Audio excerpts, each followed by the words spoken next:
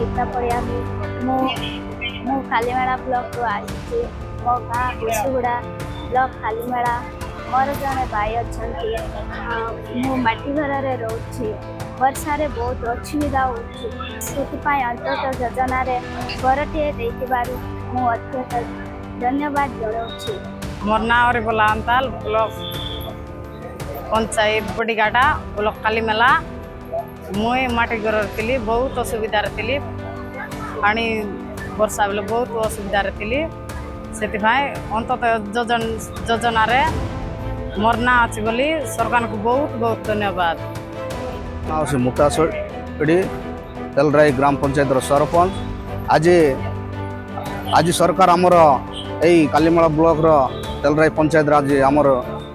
सरकार सुविधा आज अंत्योदय योजना रे आमर हैंडिकैप आउ जो बात्यारे घर पड़ता लोक आज शुभारंभ कर आज माननीय मुख्यमंत्री मोहन चरण माझी को आज आम यही गरीब लोक आमर कथा को मानी घर आज शुभारंभ कर आम अशेष बहुत धन्यवाद।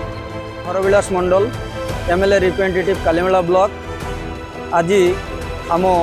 ब्लॉक परिसर रे अंत्योदय गृह योजना अनुष्ठित हो जाई योजन रे आम ब्लॉक रो 23टी पंचायत रे 338 जन बेनिफिशियरी लाभान्वित होती